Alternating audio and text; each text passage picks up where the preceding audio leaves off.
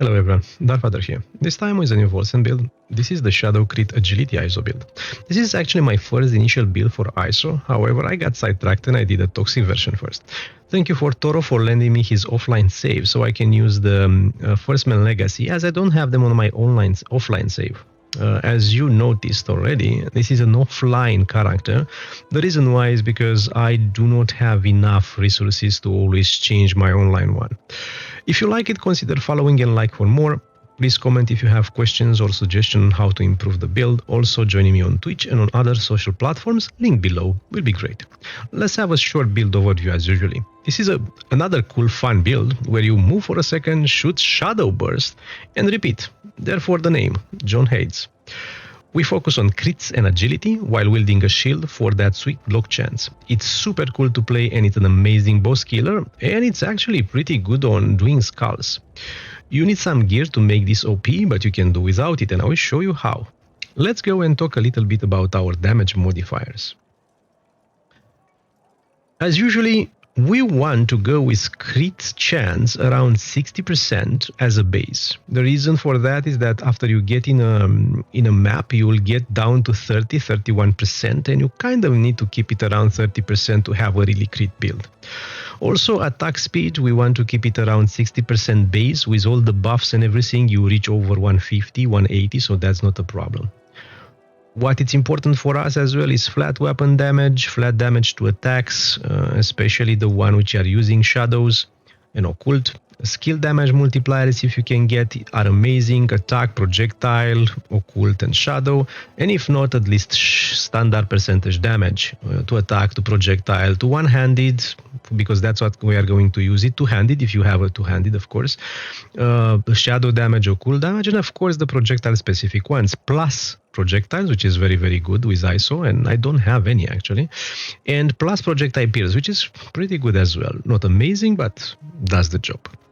So let's go and talk about attributes first. As I said before, and I changed a little bit the idea, is I'm not going to tell you how much to put in ferocity and agility. I'm going to tell you that I think you want to have around 60% or at least 60% attack critical chance. You want to have at least a 60% attack speed as a base, and again this will go up much higher, so don't look like this is too low. And rest, I would suppose you can drop them into toughness. Of course, if you want to be even more of a glass cannon, you can give up toughness and put ferocity and agility. Nothing stops you. But however, this is somewhere the balance I found that works pretty well for me, to also have a huge damage, but also have quite some tanking on the build. Let's go a little bit later and see the skills. What are we using? As usually, we do use our ISO. I don't know if I change anything from the toxic build. However, this is the one we are picking. Grand skill weapon damage multiplier, the longer you use, it's something which I really like. And I think the rest are generic damage ones. I decided to take the stuns here, but I felt like they are stunning anyway, so I'm not very sure if I did a good job by taking this one. If you think it's not good, just take the rage cost or the ones which are giving more weapon damage, right? And you can do well without. This is a little bit more about survival than damage. You can change it, of course. Now, let's go to our next ones. As usually, this is a buff build. As usually, because you've seen my last ones, they are using some cool buff capabilities, right? And we are using the rest of the skills just to buff us. This is the only skill actually we are using for damage. So let's see them one by one. First of all, consuming embers. You do shadow, and of course you take this one. Everything here is just to buff. I'm doing increase casting speed, just to if I need to put more ailments, for example, to put ailments on them, and so on. Now the second one which I'm picking is the winter gasp, but of course also on shadow, and of course also with the buff for skills. The next one is thunder strike with the same buff, so nothing specific here. You can pick whatever you want. The one I really love all the time is Blood for Blood, with different buffs which are helping you to survive or to do more damage. So I'm keeping them on the screen for you to check. And the last one, it's Sovereign Shout with something very important here, added block chance. And of course, life leech, effectiveness, it's amazing as well. Feel free to investigate. A few things which I realized that I missed last time is the fact that we are using the mark, which is here, right? And because we do have the trial, I missed to show you how I use it. The mark of impurity, which is triggered by the trial belt, it's using the modifiers. So those are the ones I'm using. Of course, you can decide to use a little bit different them, but I find those working pretty well instead in AOE at least. What else? We do have as well an option here, and I will show you later, which is Livor Mortis. As usually for any spellcaster or any character, if you want more survivability, you can use 1 to 3 slivers. So this is the setup I'm using for surviving. You can use others as well, as long as you take summon damage absorption and you are taking the threat generation. I'm taking here full health practically for it. You can use this instead of any of the buffing ones, right? And while you are doing missions, you can decide to switch.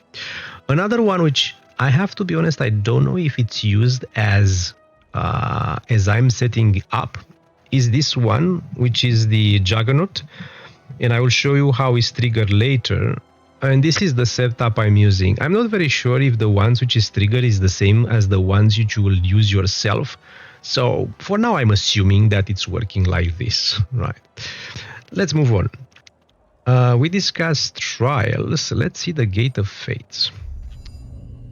Gate of Fates. That's an interesting combination here. As I said, I was planning this 3 weeks ago, and I dropped it and I tried again. So let's see where do we go. So we go first on crit, right? It's a crit build in the end. So you want to take the critical chance score. You want to take the critical damage multiplier. It's also a speedy build, so you may want to take the attack speed ones. Now, if you do have the trial belt, you will put a lot of stacks of curse.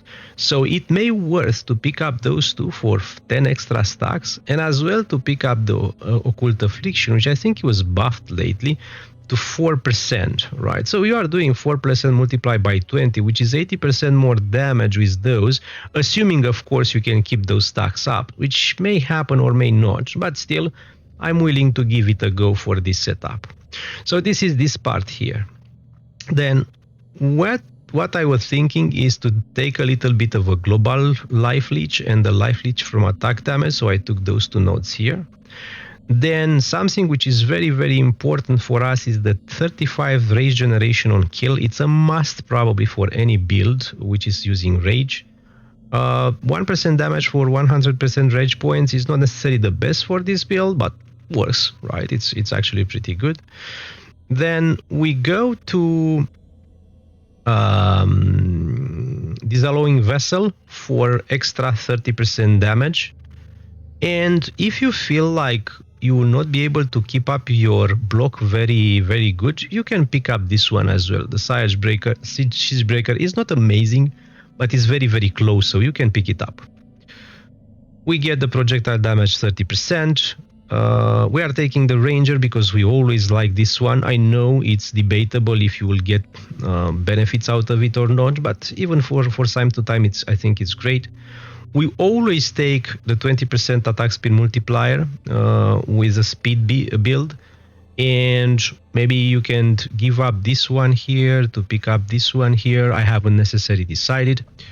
Then amazing for any build which is using Child of Fury, the Furious Appetite, right? You know that the willpower becomes rage, and then you do a lot of damage, double damage if your rage is over 750. And because of this, I believe those three here, they are amazing. So I would encourage you to take them every time when you take this one, right? So I'm taking those. And a few other points here. I'm taking Exorcist with the Branded Burst. Tenet, it's always a good defense. And I'm taking as well the Blessed Silver. which is again very, very good for ISO, because ISO doesn't use, its channel doesn't use them, right? It uses only one and after that refills. You can take this one, but I didn't find it particularly useful, so I decided to use it in another place. Then for blocking, I'm taking this one plus the block efficiency, and I'm going all the way to pick up the dire juncture, which is amazing with a block build. It's amazing because it applies practically twice. So this is a well-rounded build. It's actually very, very tanky, and I think you can do a lot of skulls with it. I haven't done more than 1000, but I guess you can do it. So let's go a little bit and see our gear and options. And I forgot to tell you something before moving to gear and options. You will see that our defense is 41 block chance, but because of the way we set up, if I'm going to use my shout, we're going 100% block chance. And the way it's set up is that before it expires, or almost when it expires, I can use it again. So you can keep it almost 100% up, this 100% block chance. Not happening. Right? You see, I'm missing it for a fraction of a second. So it's very, very important to set it up like that, because you will have 100% block chance with 80% block efficiency, which is the best thing you can do, right? More than that in defense, I'm afraid you can't for now. Also, something which I haven't showed, the way this build works, it's a buff one, and I will show you immediately. But practically what you do, you buff with everything you have, and your damage skyrockets, right? So let's go back, as I said, and show the gear.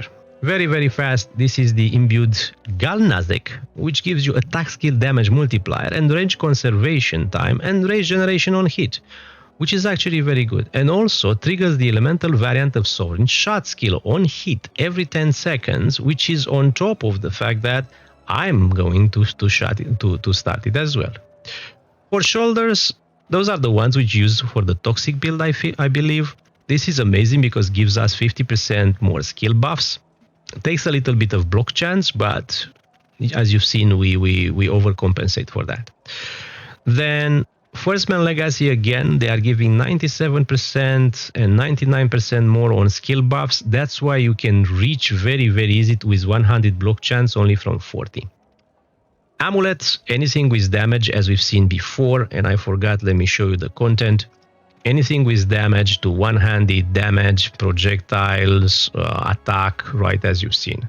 I'm using one targeting ring, and I'm using one void forge. As you've seen here, I put transfer speed. Now it depends on you a little bit how much willpower and transfer speed you want versus shadow damage. You can use three options practically: shadow damage, transfer speed, or willpower regeneration in those. So feel free to experiment. I think on the toxic one, I went a little bit more on regeneration, and probably I should do this as well. I should change one of these or this one with willpower regen. It's going to help you when you are going to fight longer fights. Now I'm using block chance and max health on this one. This is the amplified shield chest. I think is the same one we use on toxic. A trial belt with shadow damage, abolition with shadow damage, block efficiency on the shimmering shadows, block efficiency on the veiled eclipse, and I'm using the imbued Frayed Combat Cleats. I don't realize if the winter gap skills really happens on block. That will be very cool, but because it's so much noise in the game, you don't really see it, I'm afraid, on the screen. If not, you can use something else. So again, you may not have everything here. That's why you have the list of modifiers here. So practically everything which is adding to your projectile damage, attack damage, crit chance, attack speed, shadow, occult damage, those they are going to be good, right? Fury's Divergence, it's amazing. Everything with occult damage, it's amazing, right? Projectile, as I said, or damage, or occult damage. Don't forget a little bit about movement speed. This build, it's a little bit slow because we are taking, as you've seen in the Gate of Fates, we are taking the vessel here, which is giving us minus 30% move speed, which I'm a little bit annoyed by, but we will see. Let's talk a little bit about leveling, as we usually do, right? When you level, you want to go very, very fast on the critical chance, you want to go very fast on critical damage multiplier, and you want to pick up some attack speed. This will help you feel like the build is very good. You will probably not go here immediately because you may not have the belt, you may not have the patience to go there. So what I do suggest is to start going your way up here, because you are going to either go to global life leech, either go towards the projectile. At the beginning, if you don't have enough points to go through here, I suggest you go through this piece here so you can reach faster to the ranger. So don't feel free to experiment in taking those faster, and later on reassign them so you can take the full one, right? Don't be like, I need to take those in this order. Not necessary, right? You may want to take this one though, because it's very, very good for rage. So I suggest you go here first, try to take the rage and those next, and then feel free to decide where to go. I really like this speed multiplier because it really works with us, and I really like the Child of Fury and the Frenzied Blows together with the Warlock 3 points here, right? And you can let the rest for later, especially those ones which are defense one, and you will not need defense at the beginning, right? This block part here, you can take it only for skulls or something like that. So as you level, as usually, my preferred way of leveling characters, I think, became to be a mage of the beginning. You start with consuming embers, you need it anyway later. You buy a knife and a catalyst, right? Then you start buying your ISO and everything else here. And you play Ember ISO. You play Ember ISO together with Sovereign Shout as much as you can, right? And as I showed you, you go first on attack speed and crit on the Gate of Fates, and you should have a very nice and way leveling. When you manage to get the Veil Eclipse, this is the point when you start to actually make towards this build. Until then, you can play a generic Iosonic Rain. Right, practically that's it. Let's do a little bit of gameplay. Let's see what we have here. So let me remind myself, do I have any? No, I don't have any. Actually, let's do one more here. Let's make some money out of this. Anyway, this is an offline character, right? So we don't care none. So we have a Headhunt. You know what? As usually, to make sure we don't keep this one too long, I'm going to do one Headhunt and something small, I guess. Or maybe let's do one Memory Echo, right? And then I will do maybe more videos with gameplay after, okay? So we don't keep this video too long.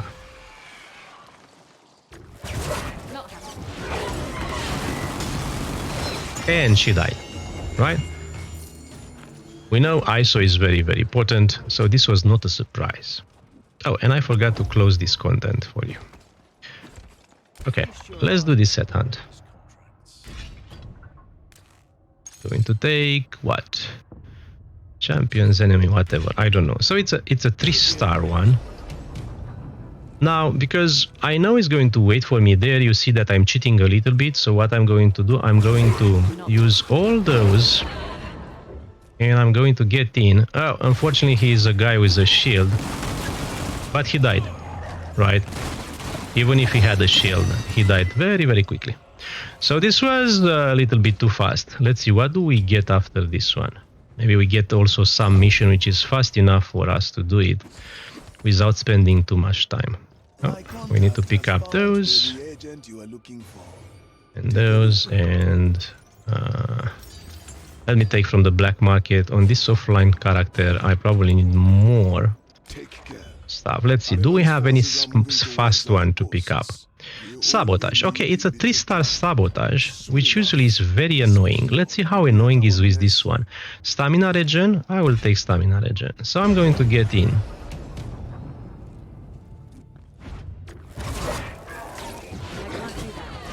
And we didn't kill him from this first. Where is the other small boss? And that's it. Right? Exactly. So very, very, very easy. Very, very cool. I'm going to step out. Did I miss something?